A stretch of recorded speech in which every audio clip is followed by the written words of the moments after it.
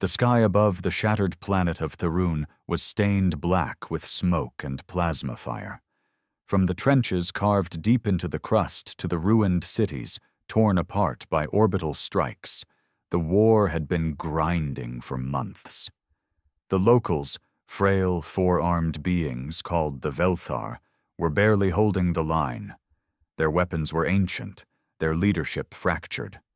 And their enemies, merciless insectoid Rayleigh, were closing in. The Velthar screamed, died, and begged for peace in the same breath. But no one answered. The galaxy had already moved on. Empires watched from afar. Federations held debates. Coalitions signed neutrality treaties while entire species were wiped from existence. Then the humans arrived. They didn't send diplomats. They didn't ask permission. They didn't warn anyone. They just dropped a single warship into orbit. It didn't appear like the others. No graceful curves, no neon blue peace beacons blinking.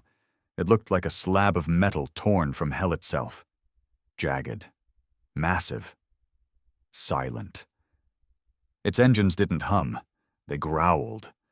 And as it descended, every scanner on the planet screamed errors.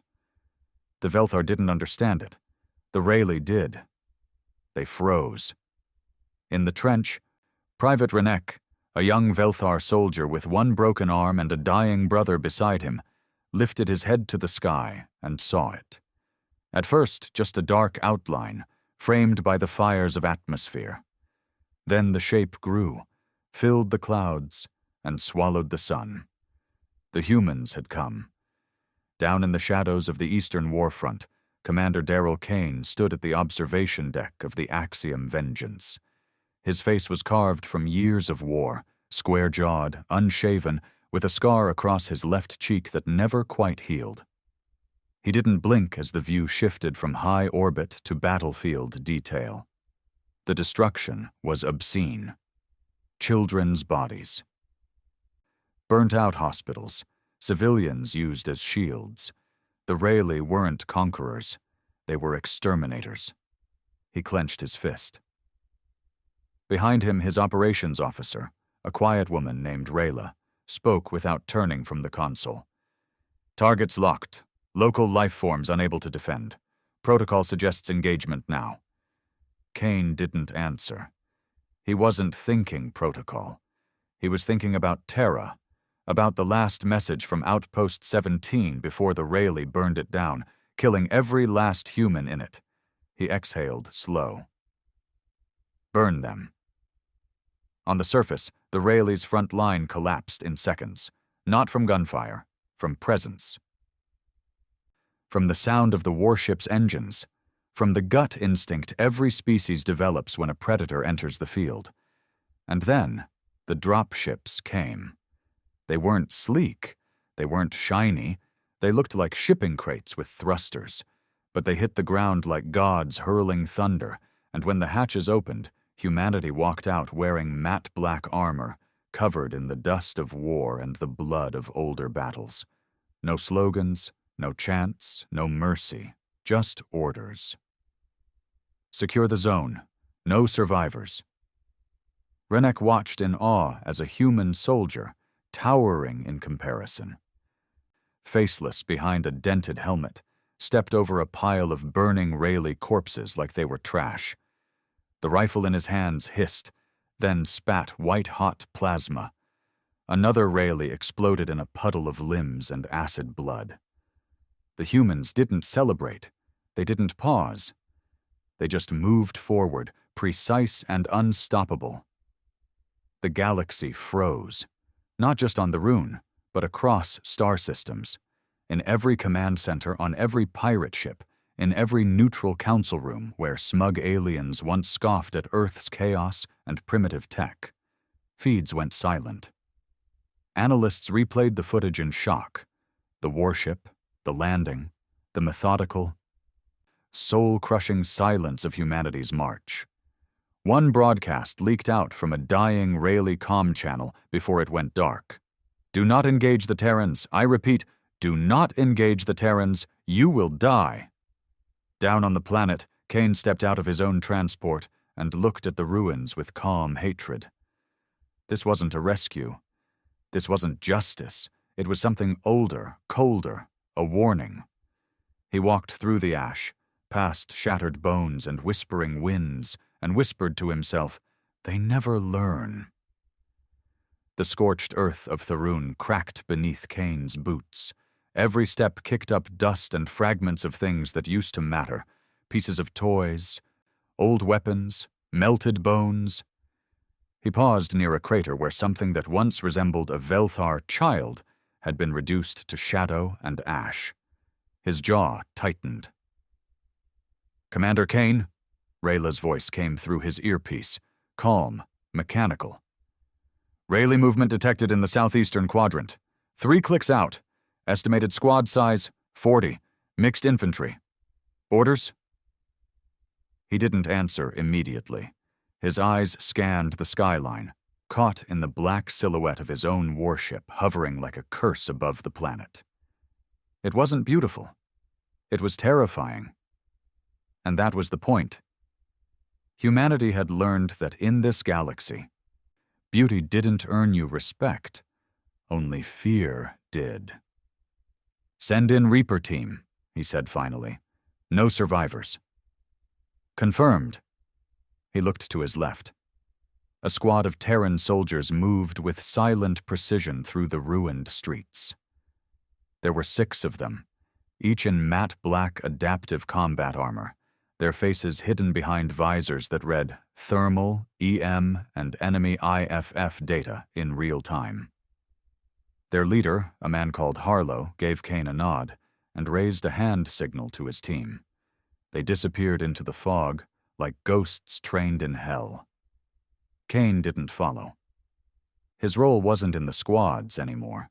That part of his life was over, or should have been. He reached the outskirts of what had once been a Velthar marketplace. The columns were collapsed, and tattered blue flags fluttered weakly in the heated wind. He passed a pile of Rayleigh corpses, ripped apart, still smoking. Human rounds didn't just pierce. They burned, shredded, and corrupted at a molecular level. That was Earth tech. Brutal, efficient, designed not for combat, but for finality. Further ahead, a single Velthar survivor was limping through rubble, his skin blistered, one arm missing. The alien stumbled, fell, and tried to crawl. Kaine didn't look away. The Velthar spotted him, this towering Terran in full combat rig, flanked by 2 drone scouts floating silently overhead. He tried to speak. "A human, help!" Kaine crouched beside him. The alien's blood was purple and thick, pouring from the stump of his severed arm. Kaine stared at him. "Name?" The Velthar coughed, then winced. "Vivora, citizen. I'm not a fighter." "Neither was my daughter," Kaine said coldly. "She bled out in her school when the Rayleigh launched kinetic rods into civilian zones. You want me to care you're not a fighter? Wrong species, wrong war." Vora's trembling increased. I didn't ask for this." Kaine leaned in, his voice low and sharp. "None of us did. But the moment your species let them take root on your soil, you made your choice. And now, humanity's cleaning up the mess." He stood, left the Velthar lying there, and kept walking. Far above, orbiting Therun in the command chamber of the Axiom Vengeance, General Hodrick watched the live combat feeds unfold on a wide tactical holomap. Dozens of red markers, Rayleigh positions, were blinking out every few seconds. Small green icons, Terran squads, moved like predators, silent, precise. Admiral Thorne stepped beside him, arms folded. "They didn't expect this kind of response."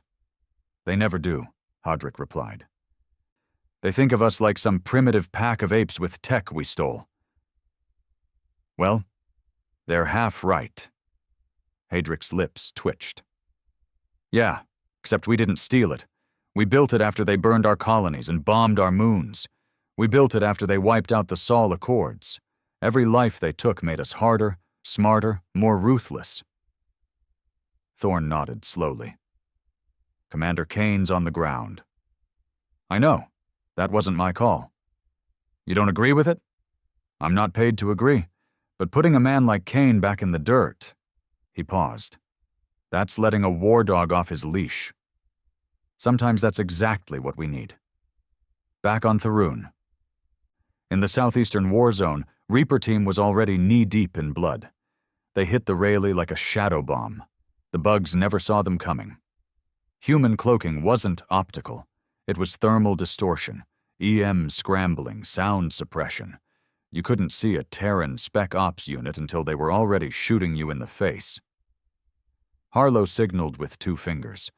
His team spread out through the bombed-out remains of a Velthar factory, now crawling with Rayleigh troopers rearming and fortifying.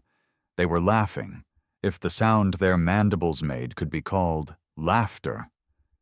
Then the first Rayleigh's head exploded. Plasma round straight through the ocular dome. By the time the rest turned, Reaper team had already dropped 3 more. The squad moved like a machine. Clear, shoot, shift. Clear, shoot, shift. The Rayleigh fought back, screeched orders, sprayed acidic rounds. Harlow took one to the shoulder. Armor deflected it, but the kinetic impact slammed him sideways. He rolled, came up on one knee, and fired a grenade round into a cluster of bugs trying to flank. Body parts scattered.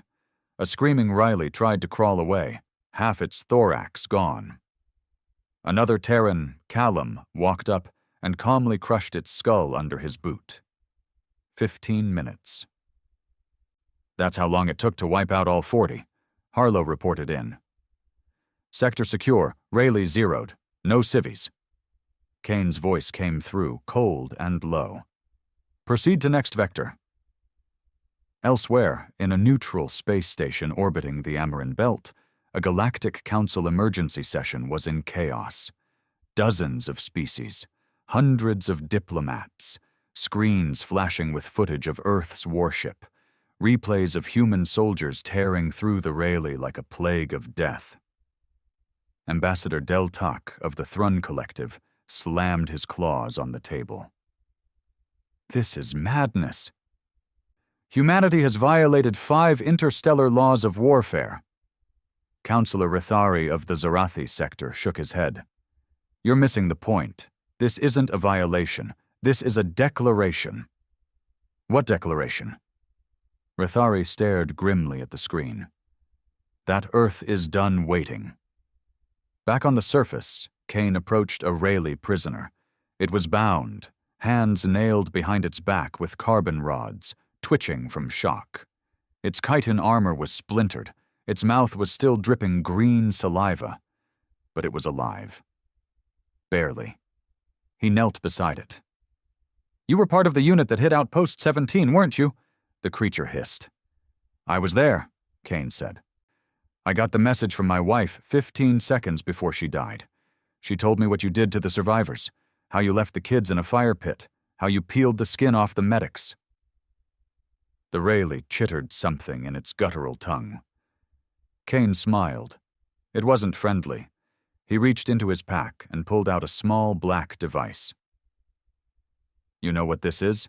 He asked. No response. It's a Terran neural torch. It doesn't kill you, not right away, but it melts the pain centers of your brain one at a time while keeping you conscious. He leaned close. And I'm going to use it on every one of you I find. Then he activated it. The screams echoed for miles. The day passed. The Rayleigh lines shattered. Humanity wasn't here for occupation, not diplomacy, not peace. They were here to end it. Kaine stood atop a ruined building, watching his men burn another enemy outpost to ash. The black smoke curled toward the warship still hovering like death's hand above the world. He lit a cigarette, took a long drag. Rayla's voice came through again. Commander, we've intercepted a Rayleigh retreat signal. They're falling back. Multiple fleets disengaging from the sector. They're running. He exhaled. Good. Do we pursue? He didn't hesitate. No. Let them crawl back to their empire. Let them tell stories of what they saw. Let them warn others. He looked up at the stars. Cold. Infinite. And now, watching. Kaine whispered the words with no emotion. Let the galaxy remember why they feared the dark. The fire had barely gone out on Therun when the galactic networks exploded. Screens flickered across planets and orbital stations. News anchors in velvet robes with metallic implants stuttered through censored footage, unsure how much they were allowed to say. Combat clips leaked faster than the censors could stop them. Human soldiers dragging Rayleigh corpses through the streets. Drones vaporizing entire buildings. Terrified Velthar civilians watching as humanity's machines hunted like wolves with no leash. It wasn't a rescue. It was domination. The headlines clashed violently. Terran Empire returns from the shadows. Human vengeance or genocide? Rayleigh routed. Is humanity the new threat? Some worlds cheered. Others began prepping defenses. A few just locked their gates and hoped Earth's attention never turned toward them. Meanwhile, on the bridge of the Axiom vengeance, Kaine stared at the grainy holographic recording of his wife's last moments. Again, it was nothing but a voice log, no video. Just static between words. Kaine, they're here. I've locked the door, but they're burning everything. I think they found the children's wing. There was a pause, then screaming, then silence. The message ended. Kaine didn't blink, didn't flinch, just hit play again. And again.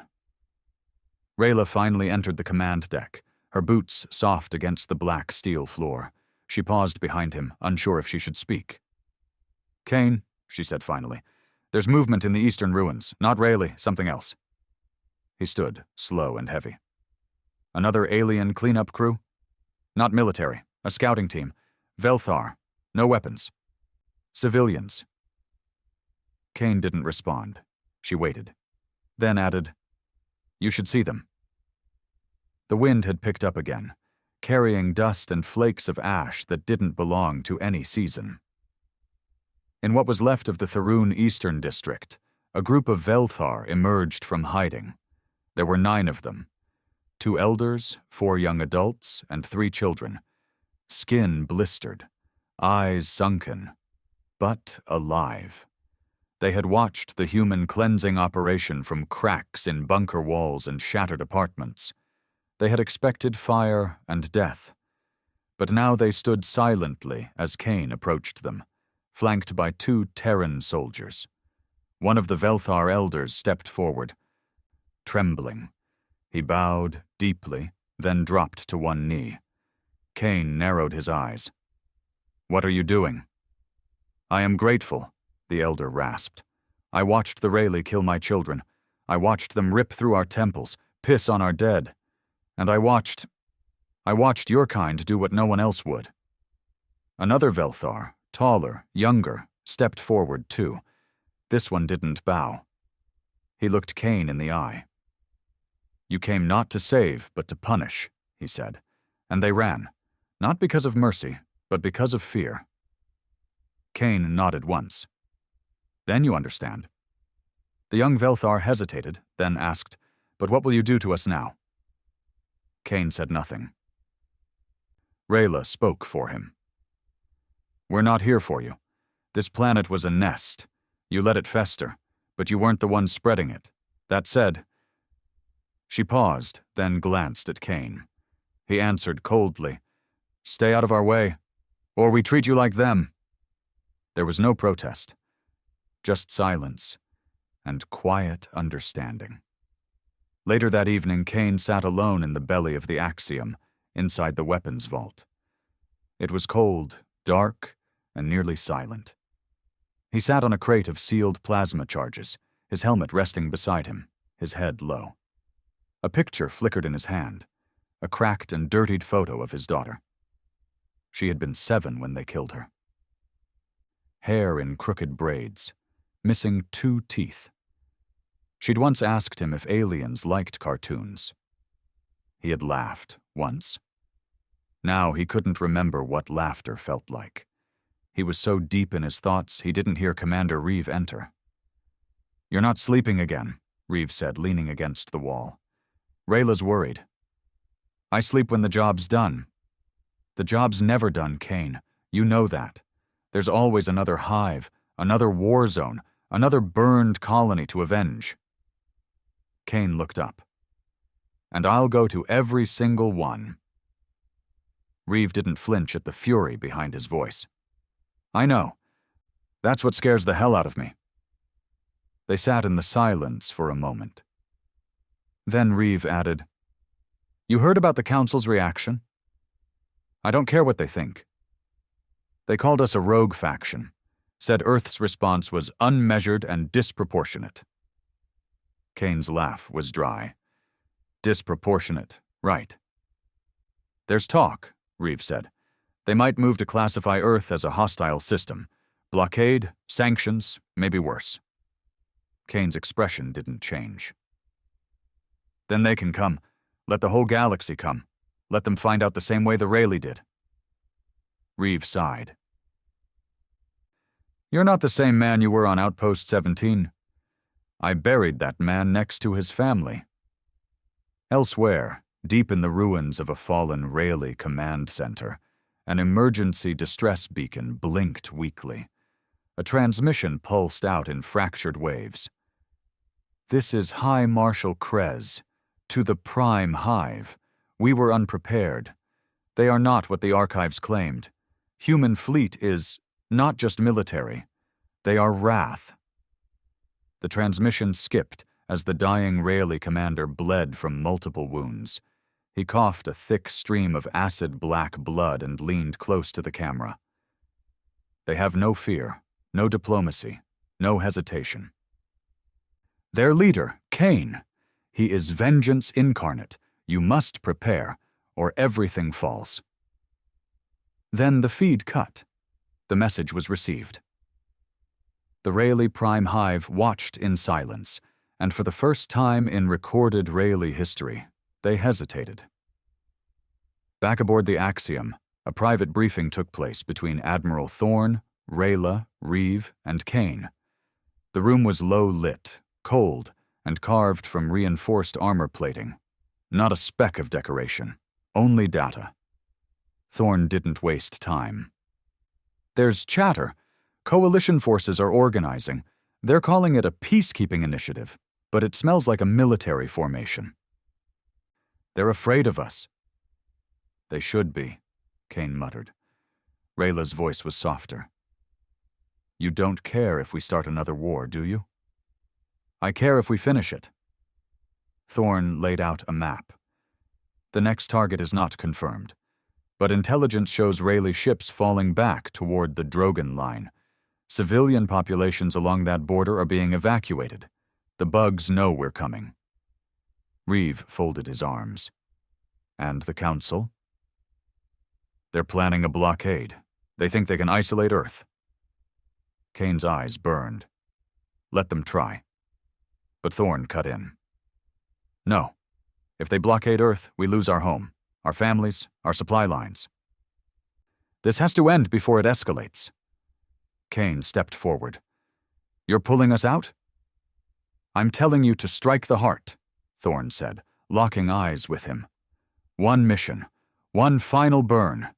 You take the Axiom, go straight for the Rayleigh Nexus. We end their leadership in one blow. No more war zones, no more slow grinds. Cut the head." The room fell silent. Kaine stared at the map. The Nexus was deep.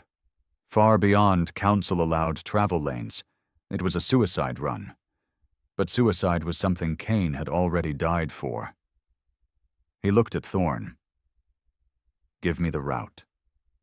In the dark of space, far beyond Therun, the Axiom Vengeance turned towards the stars again. Its engines hummed like a sleeping beast waking from a long dream, and as it vanished into the void, the galaxy didn't celebrate Earth's return. It whispered. It watched. and it trembled. Because the last time humanity went to war, it ended with fire. And this time, there were no chains holding them back. The Axiom vengeance had already crossed 3 red-zoned quadrants, territory marked restricted by the Galactic Council, monitored by sentry beacons and roving defense fleets. But none of them had fired a single shot. They watched the Terran warship pass like it was a storm cloud rolling over a cemetery. No one dared challenge it. Not yet.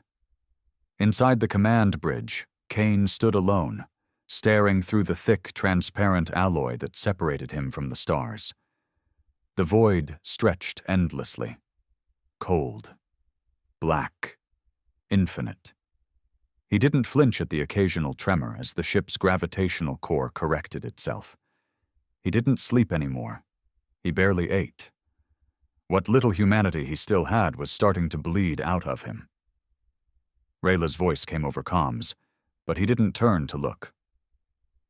"We're approaching the fringe of Rayleigh territory. No resistance yet." He nodded slowly. "They're waiting. They always do. Should I alert Thorn?" "No. Let them sit behind their walls. Let them listen to every rumble of our engines and wonder which door will break down next." She hesitated. "We picked up a council transmission. They've labeled us an extremist faction." "They always label what they fear. And Earth has officially distanced itself from your mission." Kaine turned his head slowly. "What does that mean?" "It means this ship is rogue now," she said. "We're not just on our own. We've been disowned." Kaine's expression didn't change. "Then we were never Earth. We were the ghost of what Earth should have been." Rayla didn't answer. She just watched him for a few seconds before signing off. He turned back to the stars. "If they're scared now," he muttered, "they should have killed me before I left Terra." 12 hours later, the Axiom dropped out of warp in a dead zone, sector G47. No stars, no signals, just cold. This was where the Council liked to lose things: weapons, enemies, truths. It was also where the Relay had built their first hidden Nexus relay, a cloaked gate to their home system. Kaine stood with Reeve, Rayla, and the navigation AI, looking over the map. "The relay's shielded," Reeve said. "We'll need to power sync the drive coils to avoid triggering the sentry net. Once we're in, they'll see us." "I want them to," Kaine replied. "I want them to feel it when we break through the dark." Rayla zoomed in on the display. "There's something else. A Council beacon ship. Small, civilian, but close to the relay. Looks like a recon unit." Reeve frowned. "Spying? Or scouting for us?" Kaine's eyes narrowed. "Bring it up on visual." The screen flickered, then revealed a sleek white and gold vessel, clearly Council engineered. Unarmed, but fast, it hovered quietly near the asteroid belt, half concealed in the shadow of a broken moon. Kaine stared at it. Then his voice came low and quiet. "Hail them." A moment passed. Then a voice crackled through. "This is Council Monitor Vessel 12A. Unidentified warship. You are in violation of Treaty Law 7.4.9. Power down and prepare for diplomatic boarding." Rayla looked at Kaine. "Orders?" Kaine tilted his head. "This is Commander Daryl Kaine of the Terran warship Axiom Vengeance. You will leave now, or be erased." The silence that followed was long. Then, "Commander Kaine, we didn't think you'd actually go this far." Kaine stepped closer to the comms mic. "Is that guilt I hear in your voice?" "It's warning. You're not just provoking the Rayleigh anymore. The Council is watching. Earth has denied you. You're alone." "I was always alone," he said quietly. "You all just took a long time admitting it." The line cut. The Council ship turned and blinked out of the system, fleeing without another word. Reeve leaned in. "That's the 3rd time they've backed off. No one's stepping in, not yet." They will, Kaine said. But by the time they do, we'll already be knee-deep in Rayleigh blood. That night, the betrayal came.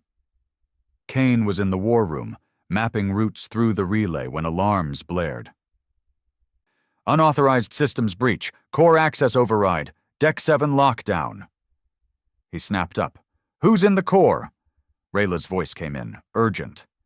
Engineering crew is reporting sabotage. Someone's locked them out. AI can't override. Internal security is frozen. Kaine's blood turned cold. Reeve. When he got there, the core chamber was sealed. 3 Terran guards stood outside with weapons raised. Kaine didn't hesitate. He grabbed one of the guards, slammed him into the bulkhead, and yanked the override chip from his belt. The door hissed open. Inside, Reeve was crouched over the reactor panel, hands deep in a hard-line interface, bypassing the ship's AI. Kaine aimed his pistol. Move and I drop you.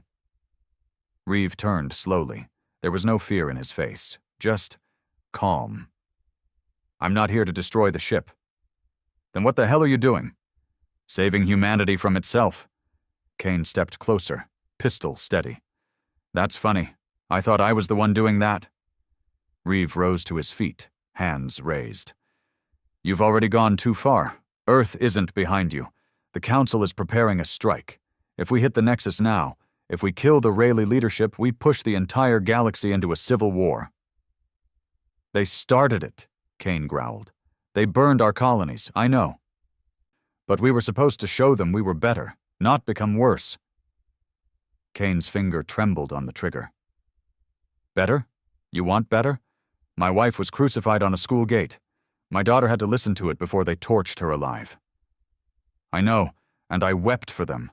But vengeance doesn't rebuild worlds. It only burns more of them. Kaine stepped forward, rage in every vein. You're under arrest for treason. I've locked the drive, Reeve said calmly. Only Rayla can override it now. I made sure it wasn't in my hands. Because I knew this would happen. Why?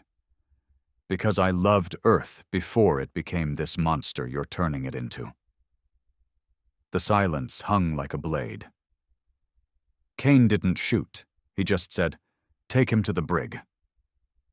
Later, Kaine confronted Rayla in the observation deck. You knew, he said. She didn't deny it. Reeve told me, before we left Therun, he said we needed a backup plan in case you went too far. Am I too far now? She didn't speak. Kaine stepped toward her, inches away. Tell me, Rayla. When you saw your own brother eaten alive on Garson Prime, when your mother's lungs collapsed from the Rayleigh gas attack, did you think diplomacy would bring them peace? Rayla's voice was shaky. I just didn't want to become like them. He stared at her, then said quietly, we became like them the moment we let them live. 2 hours later, Kaine sat alone again. He looked at the mission plan. Then at a sealed letter Reeve had left him, marked only with a single word. Before. He opened it. Daryl, if you're reading this, then you've already made your choice. I know you think this war will give your pain purpose. That burning the Rayleigh to the ground will bring your daughter back. It won't. You'll burn the enemy, but you'll lose yourself in the flames. And when this ship is the last thing left drifting in the ashes, you'll still be alone. You used to talk about peace like it was something worth dying for. Now you only care about what's worth killing. I'm not trying to stop you. I just want you to remember who you were before. Reeve. Kaine stared at the letter for a long time. Then he burned it in his hand and turned back to the map. The Nexus was waiting. No warnings, no negotiation, no declaration. Just the shadow of a single warship sliding out of warp, covered in battle scars and silence. The Axiom vengeance emerged from the void like a myth made flesh, drifting above a system that hadn't seen war in generations. The Rayleigh Nexus, a heavily protected cluster of 5 moons orbiting a black sun star, was the most sacred stronghold of the Rayleigh species. Their throne, their nest, their mythological cradle. And now, humanity had come to burn it. Commander Kaine stood at the helm as the warship's cannons powered up. The energy readings alone caused Rayleigh satellites to fail. Groundside alarms began to scream across every hive spire on the largest moon, Rekta Prime. Rayla entered the bridge behind him. Her expression was unreadable. "They're scrambling fleets," she said quietly. 16 war cruisers, 3 heavy swarmers, and planetary cannons going hot. Kaine didn't blink. "Good. The AI suggests odds of survival are—" "I didn't ask for odds," she paused. "If we fire first, the entire galaxy will see it as an act of genocide." He looked out at the stars. "That's the idea." Down below, on Rekta Prime, the High Brood Council gathered in its underground war chamber.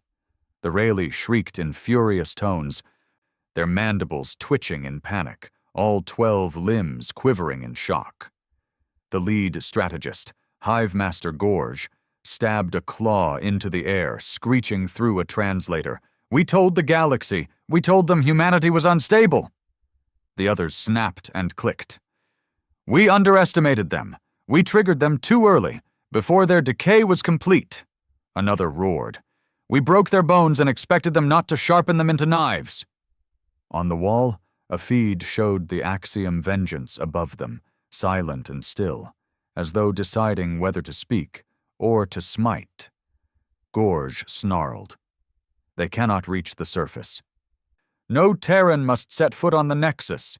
It is sacred." Then came the alert. Drop pods detected, thousands of them, falling like black meteors through the clouds. In the skies above, Kaine watched the storm begin. His soldiers, clad in advanced grav-drop armor, launched from the ship in waves. Each pod carried 1 warrior. No AI, no drone support, just blood and steel. He'd wanted it that way. "They took everything from us," Kaine said. "Now we take everything from them." Rayla, still at his side, glanced over. "Reeve would have stopped this." "He tried. You locked him in the brig." "I let him live." She flinched at that, then whispered, "When this is over, what will be left of you?" He didn't answer, because even he didn't know. On the surface, the invasion began like the wrath of a forgotten god. The first pods slammed into Rayleigh hive cities, cracking reinforced spires like eggs. The soldiers inside emerged instantly, rifles barking, flamethrowers roaring, shockwave grenades vaporizing entire clusters of Rayleigh guards in seconds. The bugs were fast, furious, fanatical. But humanity wasn't here to conquer. They were here to exterminate. The first Terran platoon landed in Sector 9, the industrial heart of Rekta Prime. Captain Varn, a grizzled ex-miner from Europa, led the charge through tunnels once used for egg transport. The walls shook from cannon fire above as his men carved a path forward. "Sector's dense," someone shouted. "They're flooding the tunnels with gas." "Doesn't matter," Varn growled. "Filter up, burn everything." 3 Rayleigh warriors leapt from the shadows, mandibles wide, acid dripping. Varn gunned them down without blinking. Another soldier activated his wrist drone, which flew ahead and exploded deep in the nest, sending chunks of alien flesh flying back in the wind. And deeper below was the Nexus core. Back aboard the Axiom, Kaine watched the feed from his HUD. He was going down next, not because protocol required it, but because this was personal. "Suit me," he ordered. Rayla hesitated. "You're the commander." "Exactly." He stepped into the warframe chamber. The armor locked around him with mechanical precision.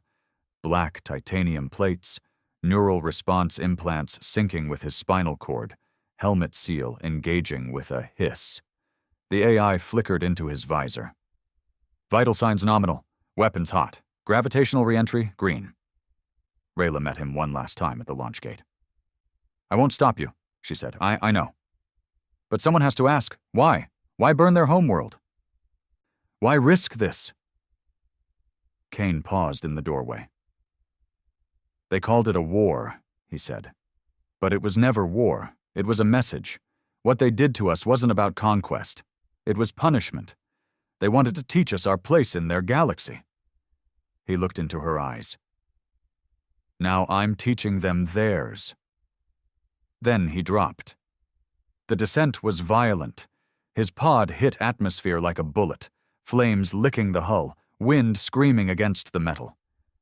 Through the viewport, he saw the Rayleigh capital beneath him, millions of insectoid shapes scrambling across hives, anti-air weapons firing, even civilian tunnels flooding with defensive swarms. But it didn't matter. He wasn't coming to negotiate. His pod tore through a defensive wall and embedded in a plaza filled with Rayleigh high priests. They screamed.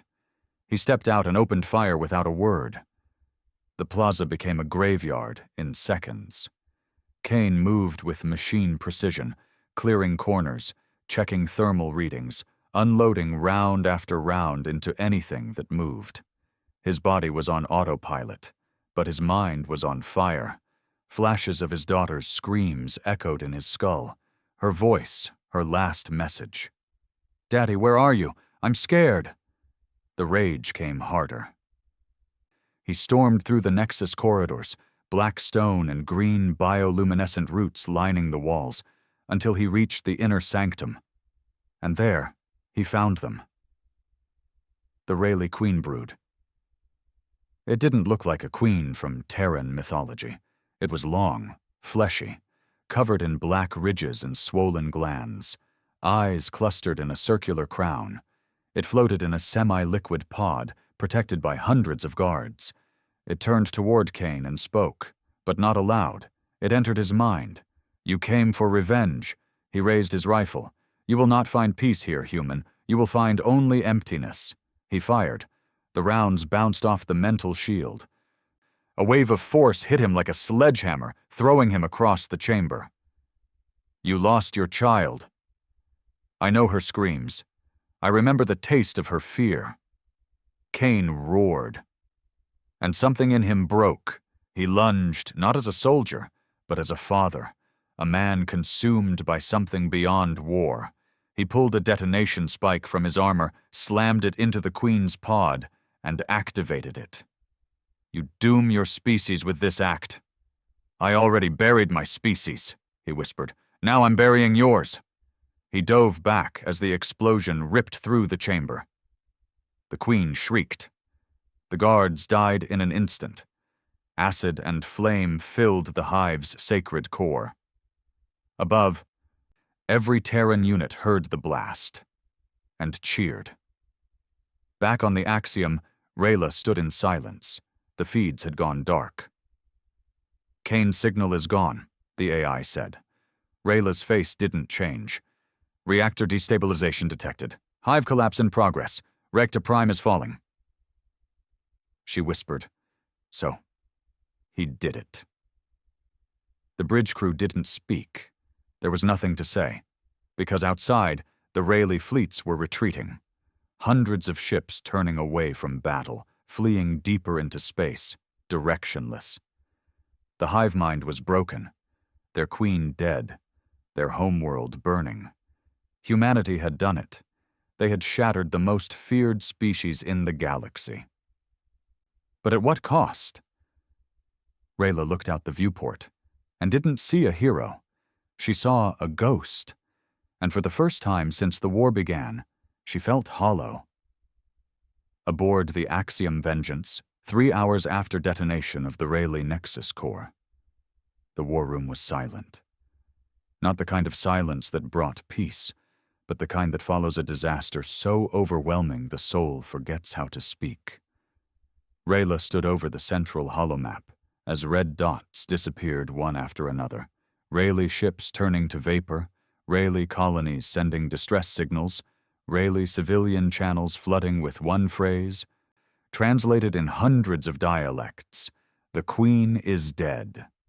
The hive mind, the network that bound them together, had collapsed with her. The death of the Nexus didn't just kill their leadership, it shattered who they were. The species that once rained acid fire across colonies, that once laughed at Terran weapons, that once paraded human prisoners through marketplaces like trophies, was now crumbling, cell by cell. And humanity had done it. Rayla couldn't decide whether she felt victorious or violated. The bridge AI crackled to life. No life signs detected from Commander Kaine's last known location. Local temperatures exceed survivability. Radiation spikes critical.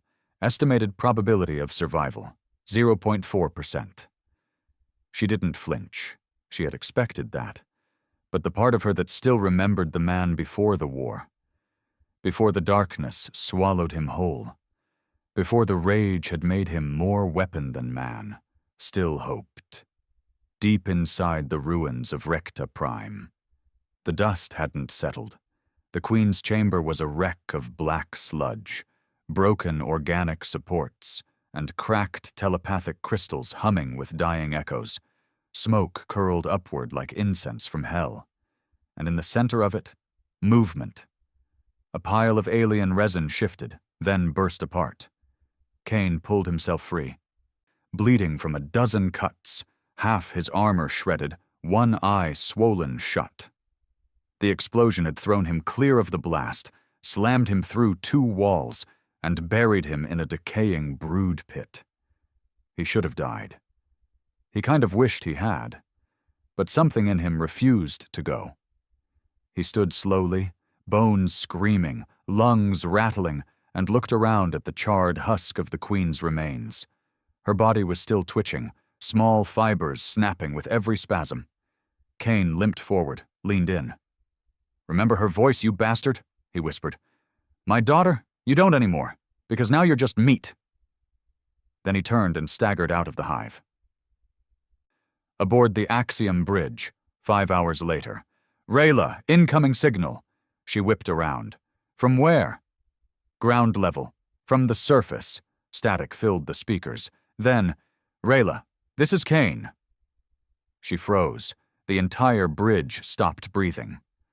"I'm alive! Barely! Got out of the core chamber. The Queen's dead. Confirm it. But I'm not finished. I need evac." Rayla reached for the mic like someone touching a ghost. "Kaine, you're supposed to be dead. Not yet. What do you want us to do?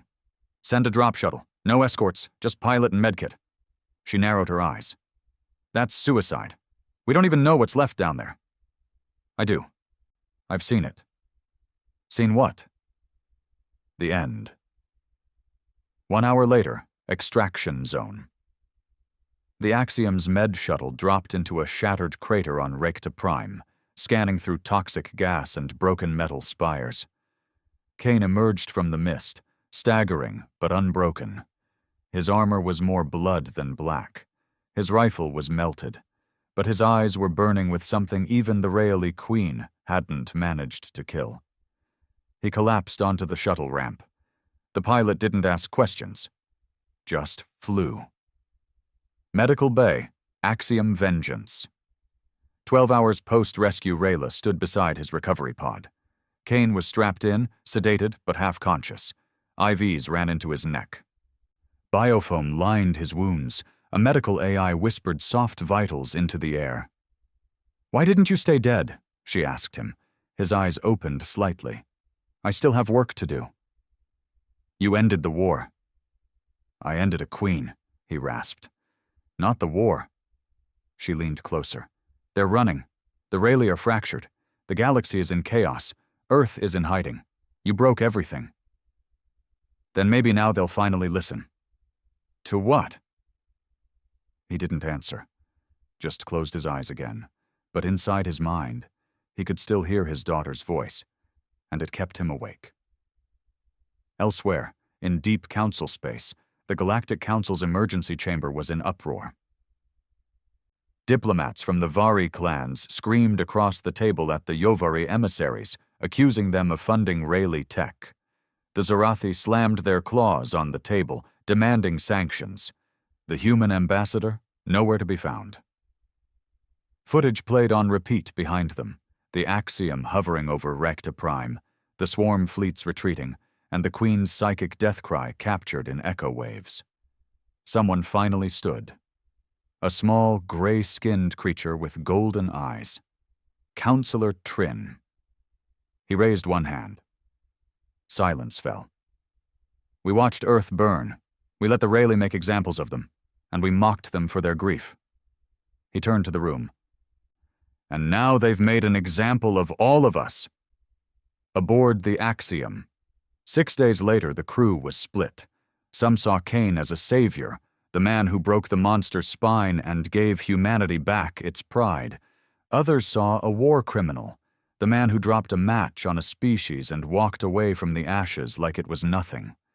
There were murmurs now, quiet meetings in maintenance halls, whispers of mutiny, of taking the ship back to Earth, of putting Kaine in a tribunal. Rayla knew. She heard it all, and she also knew Kaine wasn't sleeping anymore. He was preparing for something worse. Kaine stood in the war room, alone. A single beacon blinked on the holomap. It wasn't Rayleigh, it wasn't Council, it was Earth. A message, recently decrypted. High priority. He played it, and his heart stopped. Daryl, this is Admiral Corrin of the Earth Security Command. I don't know if you'll even hear this, but if you're alive, God help us. They're coming. The Rayleigh weren't the top of the food chain. They were servants, scouts, meant to prepare the galaxy for something else. We've intercepted transmission fragments from deep void space. It's not in any known dialect. But one word keeps repeating. Consumption. Something's coming to eat the ashes. And now we've lit a beacon for it. If you're out there, you need to come home, not as a weapon, as a shield. The message ended. Kaine didn't move for a full minute. Then he whispered, "Of course." Kaine stood in the observation bay again, watching stars slide past like cold memories. The war was over. At least the one the galaxy had seen. Recta Prime was gone, reduced to a molten grave. The Rayleigh were fractured, a ghost species scattered across ruined outposts, choking on their own fear. But the war inside Kaine hadn't ended. And now, another one was about to begin. The message from Earth had changed everything. They're coming. Not the Council, not the Rayleigh. Something else. Something older. He replayed Admiral Corrin's warning for the 10th time.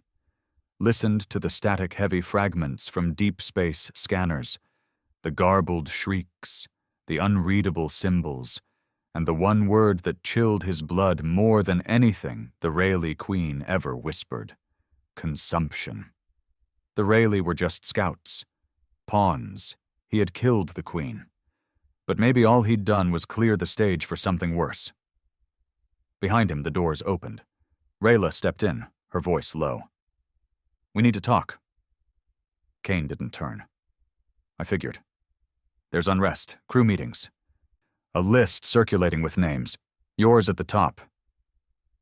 Let me guess. They want to go home. They want to survive. They will, if they follow me." Rayla stepped closer. "Some of them don't want to follow anyone anymore, not after what you did." He finally turned, his face a graveyard of exhaustion. "I didn't come this far to hand the wheel over to children who cry when the blood dries." "They're not crying. They're choosing not to follow a man who looks more dead than the enemy he destroyed." A long silence passed. Then Kaine said softly, "You heard the message?" "Yes." "Then you know we don't have time to vote on leadership or morality. We're staring into something that makes the Rayleigh look like an infection. This thing that's coming, it doesn't want war, it wants everything." Rayla nodded slowly. "And you think you're the only one who can stop it?" "No," Kaine said. "I think I'm the only one willing to pay the price." Deck 9. Barracks. Private Isaac leaned into the table, eyes darting between the others seated with him. Technicians, officers, gunners, and medics. "He's not the same man anymore," Isaac whispered. "You all saw the footage. He walked into the Queen's nest and blew it sky high. Came back with a stare like he'd forgotten what sunlight is. Because he's a hero," one of the pilots muttered. "He ended the Rayleigh." "He didn't end them," a sergeant said. "He erased them. Their queen, their culture, their cities.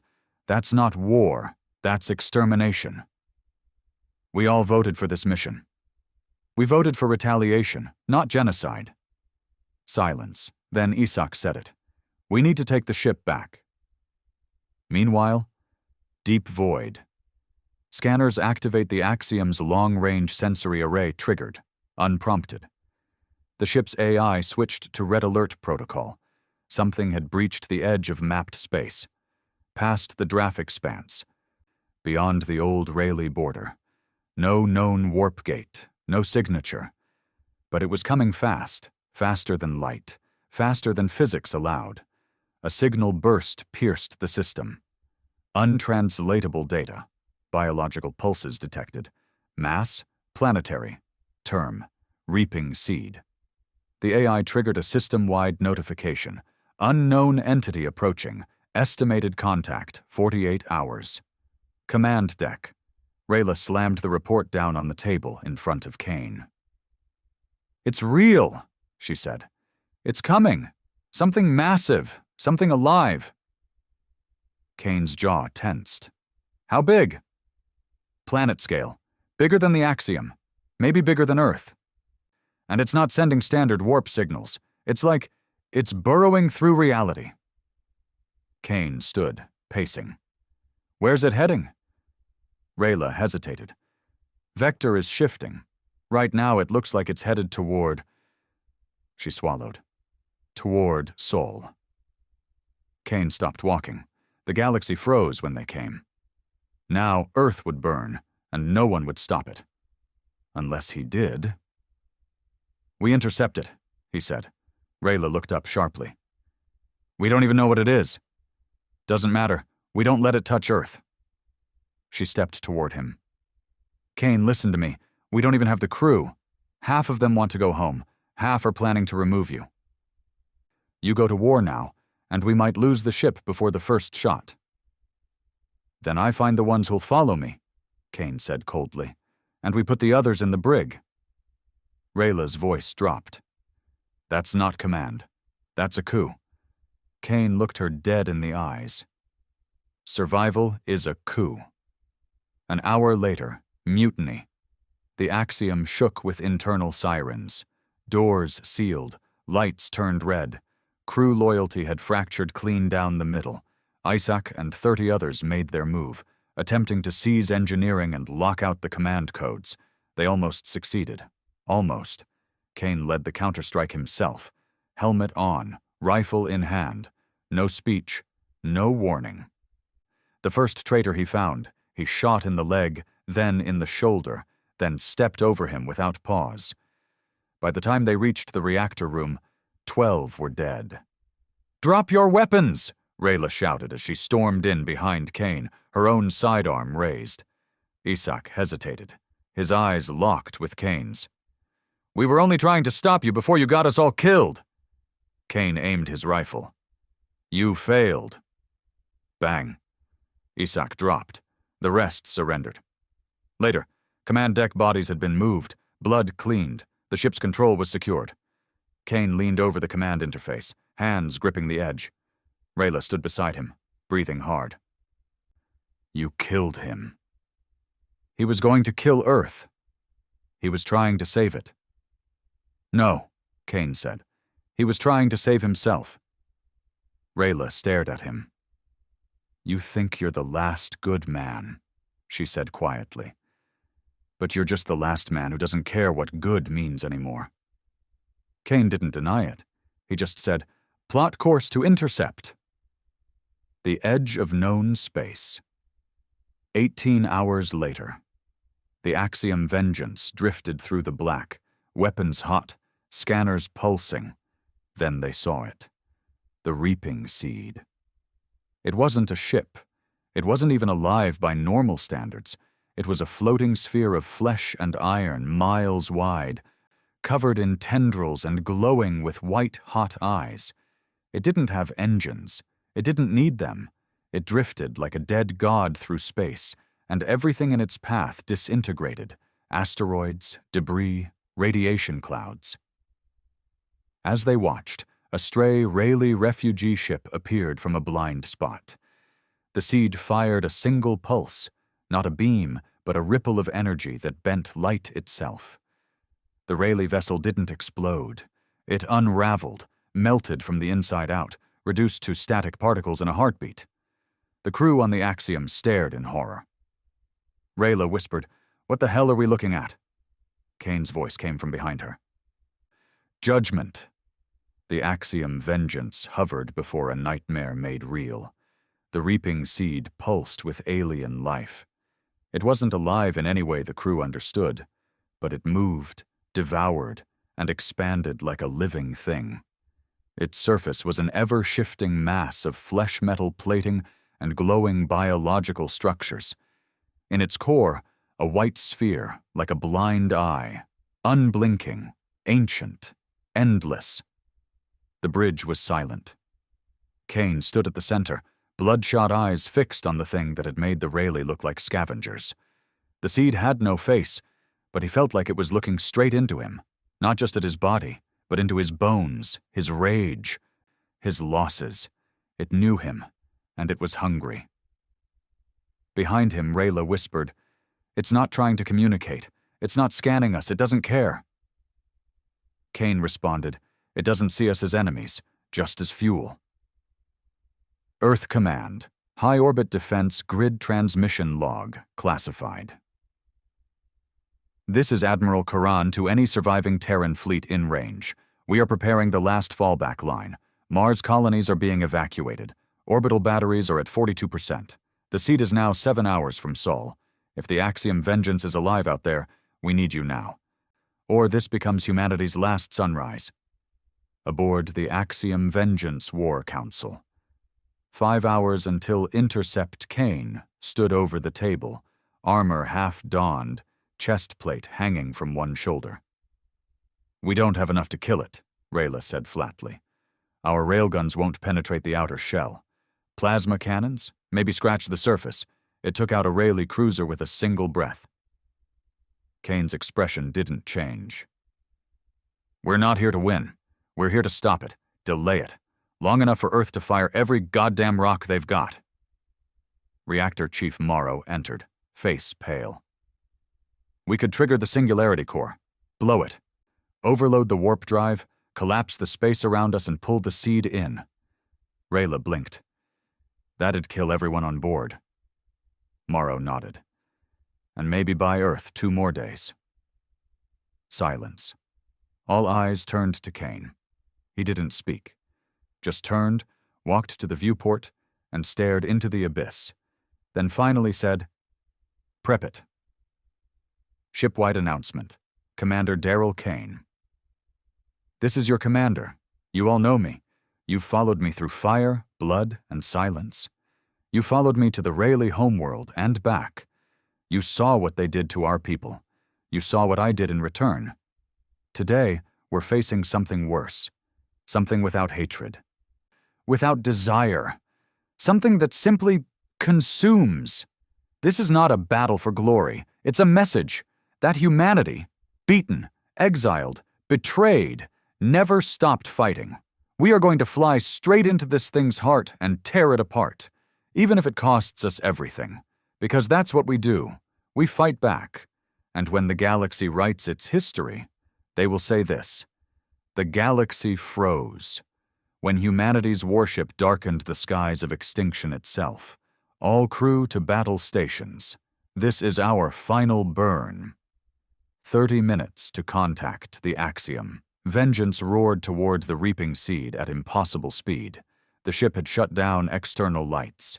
Entering blackout protocol. No shields, no stealth, just raw engine power and weapons primed for full saturation. The seed didn't react. It simply pulsed in the dark, drawing in surrounding radiation like a dying star. Rayla sat in the command chair as Morrow prepped the reactor. Sweat covered his brow. "Singularity drive at 68% instability," he said. "Once we hit 90, we can't turn it back." Kaine was in the forward weapons corridor, armor fully sealed now, his hand gripping the override detonator, a small metal cylinder with one red switch. Rayla came up beside him, quiet. "You could let someone else do this." "No one else started it," he said. "No one else should end it." She looked at him. "You wanted vengeance. You got it. Is this how you imagined going out?" "No," Kaine said softly. "I imagined dying before they burned my daughter alive." The silence between them was heavier than gravity. Then Rayla asked, "Do you think Earth will remember us?" Kaine turned to her. "No," he said. "But maybe they'll be allowed to forget." He handed her his sidearm. "Get to the life pod." "I'm not leaving." "You will, that's an order." "I don't take orders from dead men." They stared at each other. No one blinked. Then he gave her a small nod and walked into the core chamber. Final minutes. The Axiom smashed into the seed's outer barrier. It wasn't a wall. It was like hitting a skin of nightmares. The ship shook violently, hull screaming. Exterior drones flew ahead, firing into the surface. Some rounds struck solid material. Others disappeared, dissolved mid-air. Rayla shouted into comms, "Now, do it now." Morrow confirmed. "Reactor at 92%. Detonator ready." Kaine was already in the core, staring into the pulsing heart of the ship. He placed the detonator on the warp singularity coil and locked it in place. A message popped up on his visor. "Are you sure?" "Activating this device will collapse the Axiom's singularity core. Risk, total loss of ship result, unstable spatial anomaly." "Objective? Unknown," Kaine smiled. "Sounds like Earth." Then pressed the button. Impact. The Axiom vengeance disappeared in a flash of silent, violent light. The reaping seed reacted for the first time, shrieking without sound, vibrating across dimensions, its core splitting open like a rotten fruit. Space folded. The seed collapsed inward, like it had never existed. Then, silence. True silence. And the black returned. Transmission. 72 hours later. Earth High Command. "This is Admiral Corrin. To all surviving colonies, the reaping seed is gone. Its signal vanished 71 hours ago. The Axiom vengeance is presumed destroyed. No remains found, no energy signatures, no debris. But deep-range sensors captured a final pulse before the collapse. One signal. It was a human voice. Just 3 words. Tell her. Goodbye." Daryl Kaine gave us 2 more days. And sometimes, 2 more days is the difference between extinction and survival. Somewhere, far beyond mapped space, in a region no scanner could reach, no satellite could map. A small escape pod drifted. Inside, Rayla sat, wounded, weak, but alive, floating in the dark. She held a cracked photograph in her hand, a girl with crooked braids and a missing tooth, Kaine's daughter. On the back, it said, "Live like you'd give your life twice for someone else." The stars whispered nothing, but somehow Rayla knew. Kaine had won, not by killing, but by giving everything. The galaxy never forgot, not the species that watched their gods burn, not the council that feared Earth's silence, not the broken Rayleigh remnants who still told stories to their children about the black warship that came when all hope was gone. They didn't call it heroism. They didn't call it war. They called it what it was. The day the galaxy froze, when a human warship darkened the sky of death itself and didn't blink. And in the ashes of extinction, humanity earned its place. Not by being feared, but by being willing to fall first, so the others didn't have to.